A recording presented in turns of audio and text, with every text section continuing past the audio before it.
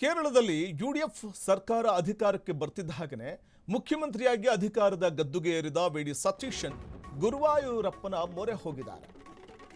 ಅಧಿಕಾರದ ಸಿಎಂ ಆಗಿ ಪದಗ್ರಹಣ ಮಾಡಿದ ಬೆನ್ನಲ್ಲೇ ಗುರುವಾಯೂರಪ್ಪನ ಮೊರೆ ಹೋಗಿದ್ದೇಕೆ ಕೇರಳ ಸಿಎಂ? ಶ್ರೀಕೃಷ್ಣನಿಗೆ ತುಲಾಭಾರ ಸೇವೆ ಸಲ್ಲಿಸಿದ್ದೇಕೆ ಸಿಎಂ ಆಗೋದಕ್ಕೇನಾದರೂ ಹರಕೆ ಹೊತ್ತಿದ್ರ?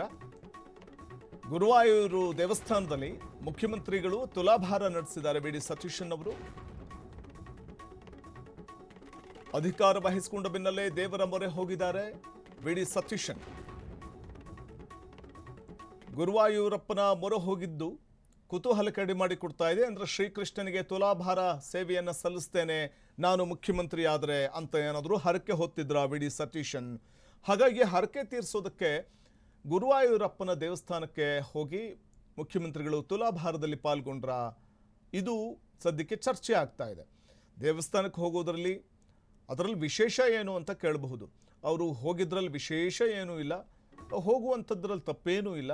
ಆದರೆ ತುಲಾಭಾರ ನಡೆಸಿದ್ರು ಅಂತಂದಾಗ ಸಹಜವಾಗಿ ಕಾಡುವಂಥ ಒಂದು ಕುತೂಹಲದ ಪ್ರಶ್ನೆ, ಅವರು ಮುಖ್ಯಮಂತ್ರಿಯಾಗಿ ನಾನು ಗದ್ದುಗೆ ಏರಬೇಕು, ಅದಕ್ಕೋಸ್ಕರ ದರ್ಶನಕ್ಕೆ ಬಂದಿದ್ದೀನಿ, ವಿಶೇಷ ಪೂಜೆಯನ್ನು ಸಲ್ಲಿಸಿ ಮುಖ್ಯಮಂತ್ರಿಯಾಗಿ ಅಧಿಕಾರದ ಗದ್ದುಗೆ ಏರಿದ್ರೆ ತುಲಾಭಾರ ನಡೆಸ್ತೇನೆ ಅಂತ ಏನಾದರೂ ಶ್ರೀಕೃಷ್ಣನಲ್ಲಿ ಗುರುವಾಯೂರಪ್ಪನಲ್ಲಿ ಮೊರೆ ಹೋಗಿದ್ರಾ, ಹರಕೆಯನ್ನು ಹೊತ್ತಿದ್ರಾ ಅನ್ನುವಂಥದ್ದು ಈಗ ಚರ್ಚೆ ಆಗ್ತಾ ಇದೆ.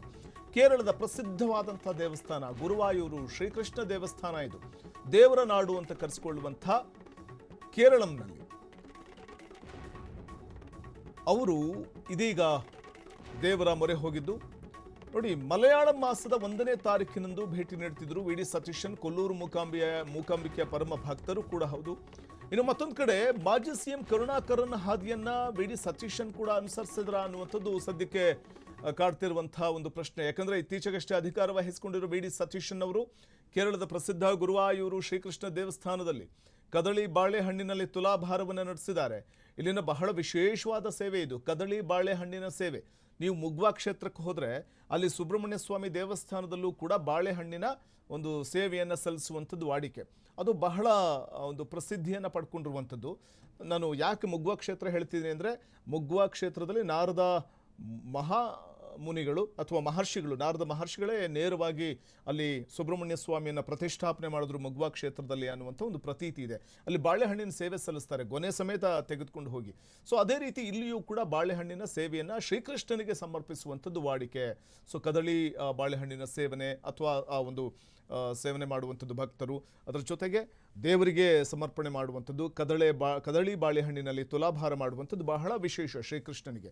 ಹಾಗಾಗಿ ಕೇರಳ ಸಿಎಂ ಆಗಿದ್ದ ಕರುಣಾಕರನ್ ತಿಂಗಳಿಗೊಮ್ಮೆ ಭೇಟಿ ಕೊಡ್ತಿದ್ದರಂತೆ.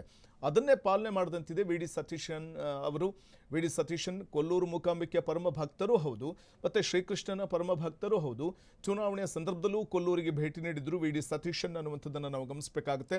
ಮತ್ತು ಇದೇ ವೇಳೆ ತಾವು ಮುಖ್ಯಮಂತ್ರಿಯಾಗಿ ಪದಗ್ರಹಣ ಮಾಡಿದ ಬೆನ್ನಲ್ಲೇ ಗುರುವಾಯೂರಪ್ಪನ ದೇವಸ್ಥಾನಕ್ಕೆ ತೆರಳಿ ಅಲ್ಲಿ ತುಲಾಭಾರ ಸೇವೆಯನ್ನು ನೆರವೇರಿಸಿದ್ದಾರೆ, ಶ್ರೀಕೃಷ್ಣನಿಗೆ ತುಲಾಭಾರ ಸೇವೆಯನ್ನು ಸಲ್ಲಿಸಿದ್ದಾರೆ ಅಂತಂದಾಗ ತಾವು ಹರಕೆ ಹೊತ್ತಿದ್ರ? ಯಾಕೆಂದರೆ ಮುಖ್ಯಮಂತ್ರಿ ಗದ್ದುಗೆಯ ವಿಚಾರದಲ್ಲಿ 3 ಹೆಸರು ಪ್ರಬಲವಾಗಿ ಕೇಳಿಬರ್ತಾ ಇತ್ತು. ಅದರಲ್ಲಿ ರಮೇಶ್ ಚೆನ್ನಿತ್ತಲ, ಹಾಗೆ ವಿ.ಡಿ. ಸತೀಶನ್ ಮತ್ತು ಕೆ.ಸಿ. ವೇಣುಗೋಪಾಲ್ ಅವರ ಹೆಸರು ಕೇಳಿಬರ್ತಾ ಇತ್ತು. ವಿ.ಡಿ. ಸತೀಶನ್ ವಿರೋಧ ಪಕ್ಷದ ನಾಯಕರಾಗಿ ಒಂದು ಕಡೆ UDF ಅಧಿಕಾರದ ಗದ್ದುಗೆಯನ್ನೇ ಏರುವಂಥ ಒಂದು ನಿಟ್ಟಲ್ಲಿ ಬಹಳ ಪ್ರಾಮುಖ್ಯತೆಯನ್ನು ಅವರು ತೆಗೆದುಕೊಂಡಿದ್ದು. ಅಂದರೆ ಅವರು UDF ಅಧಿಕಾರದ ಗದ್ದುಗೆ ಏರುವಲ್ಲಿ ಅವರ ಒಂದು ಶ್ರಮ ಕೂಡ ಇತ್ತು. ಸೊ ಹಾಗಾಗಿ ಅವರು ತಾವು ಸಿಎಂ ಸ್ಥಾನದ ಆಕಾಂಕ್ಷಿ ಅನ್ನುವಂಥದ್ದನ್ನು ಒತ್ತಿ ಹೈಕಮಾಂಡ್ ಮುಂದೆ ಹೇಳ್ತಾ ಇದ್ರು. ಸೊ ಅಂತಿಮವಾಗಿ ಹೈಕಮಾಂಡ್ ವಿ.ಡಿ. ಸತೀಶನ್ ಅವರಿಗೆ ಮಣೆ ಹಾಕ್ತು. ಸೊ ಅದರ ಹಿಂದೆ ಗುರುವಾಯೂರಪ್ಪಗೆ ಸೇವೆ ಸಲ್ಲಿಸ್ತೀನಿ, ತುಲಾಭಾರದ ಸೇವೆಯನ್ನು ಅನ್ನುವಂಥ ಒಂದು ಹರಕೆಯನ್ನು ಏನಾದರೂ ಹೊತ್ತಿದ್ರ? ಅದೇ ಕಾರಣಕ್ಕೆ ವಿ.ಡಿ. ಸತೀಶನ್ ಗುರುವಾಯೂರು ದೇವಸ್ಥಾನಕ್ಕೆ ಭೇಟಿ ಕೊಟ್ಟರ, ತುಲಾಭಾರ ಸೇವೆ ನೆರವೇರಿಸಿದ್ರ ಅನ್ನುವಂಥ ಒಂದು ಚರ್ಚೆ ಶುರುವಾಗಿದೆ ಅಲ್ಲಿ.